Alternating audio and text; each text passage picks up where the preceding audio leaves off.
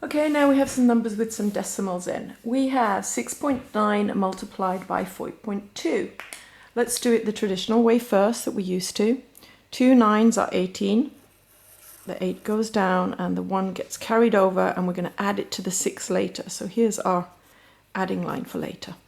2 6s are 12 plus the 1 that we had from left over, that's 13. And we put in our 0, move one step to the left. 4 9s are 36,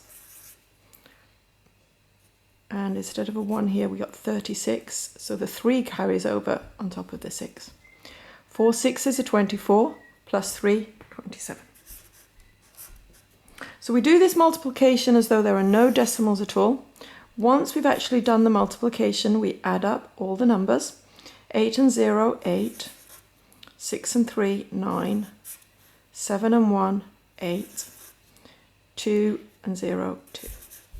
But we're not finished, because here in the question we had 2 different numbers, one on each row after the decimal point. So in order to get the right answer here, we have to move our decimal point 2 places back, 1, 2.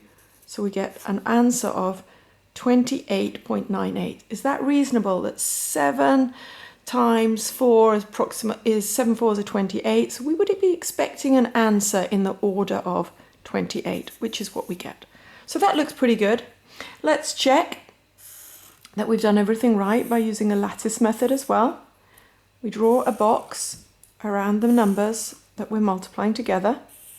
Again, we can ignore the decimal point, and then we draw the diagonals in each of the squares, and we multiply each of the terms separately. 4 9s are 36.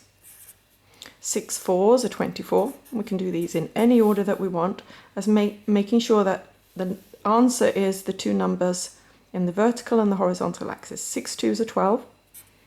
And notice we're getting no zeros here. And 9 2s are 18.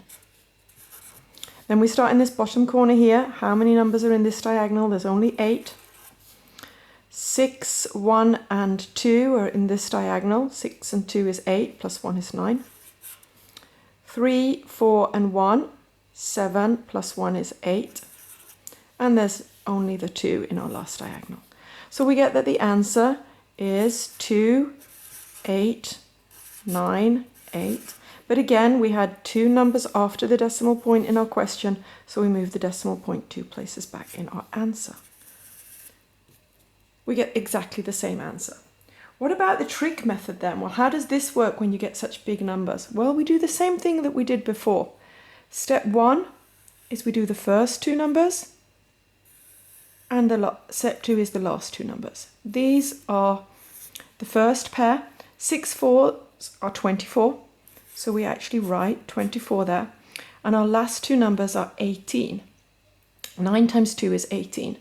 Well, we write the 8, and then we have this gap in the middle, and we only have place for 1 gap. So what do we do here?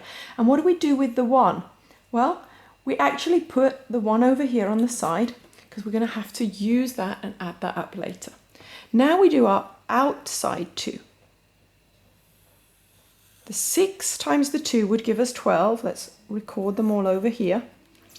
And the inside 2 here, which is our step 4, 9 4s are 36. So we add all of these little numbers up separately.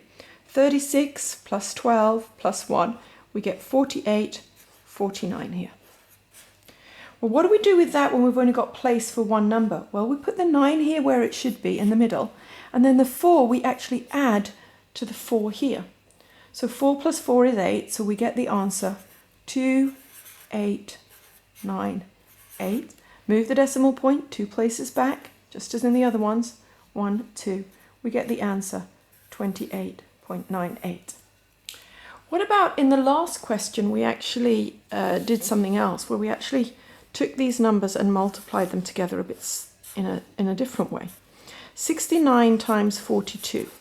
How could I do that separately? Well, there's one thing I could do here. I could actually say that that's the same as 70 times 42 minus 1 lot of 42. This will give me 69 lots of 42.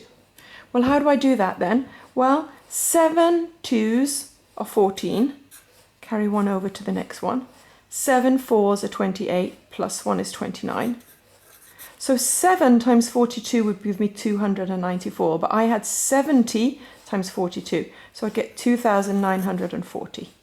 Minus 1 lot of 42 is 42. So what we can see that we're going to get here is 2,940 minus 42.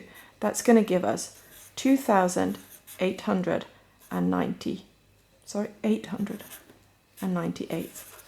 And then again, because we're using decimal points here, 6.9 times 4.2, we would actually move the decimal point 2 places back. So we'd get 28.98. So there are 4 different ways of doing multiplication. The traditional method, the lattice method, the trick method, and setting them up in different factors, multiplying the 10 units and either adding or subtracting the single units. Good luck with multiplication.